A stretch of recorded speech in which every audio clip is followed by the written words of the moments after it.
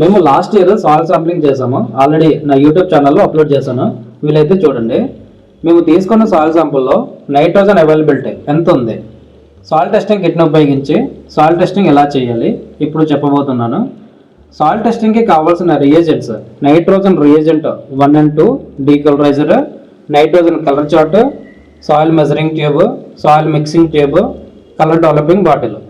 ముందుగా 5 cubic centimeter సాయిల్ని measuring ట్యూబ్లో కలెక్ట్ చేయాలి. కలెక్ట్ చేసిన సాయిల్ని సాయిల్ మిక్సింగ్ ట్యూబ్లో ట్రాన్స్ఫర్ చేసుకోవాలి. బీకర్లో 25 ml నైట్రోజన్ రియేజెంట్ 1ని మెజర్ చేసి మిక్సింగ్ ట్యూబ్లో యాడ్ చేయాలి. యాడ్ చేసిన తర్వాత సాయిల్ అండ్ రియేజెంట్ బాగా మిక్స్ అయ్యేలా 5 to 10 minutes షేక్ చేయాలి. ఆఫ్టర్ 10 minutes చిటికెడు డీకలరైజర్ సాయిల్ మిక్సర్లో యాడ్ చేసి బాగా మిక్స్ అవ్వడానికి కొద్దిసేపు షేక్ చేయాలి.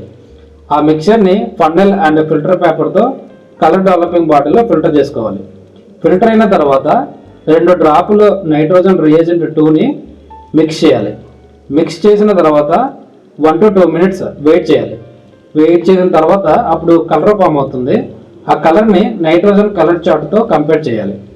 మేము తీసుకున్న సాయిల్ శాంపుల్ లైట్ ఎల్లో కలర్తో మ్యాచ్ అవుతుంది. అంటే మా సాయిల్ శాంపుల్ నైట్రోజన్ క్వాంటిటీ తక్కువ ఉందని అర్థం.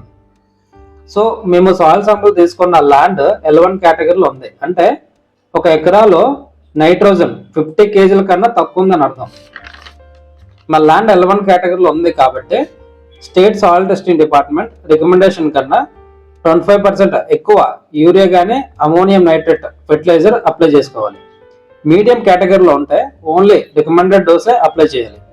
హై కేటగిరీలో ఉంటే రికమెండెడ్ డోస్లో నైట్రోజన్ ఫెర్టిలైజర్ 25% తక్కువ చేసుకొని అప్లై చేయాలి.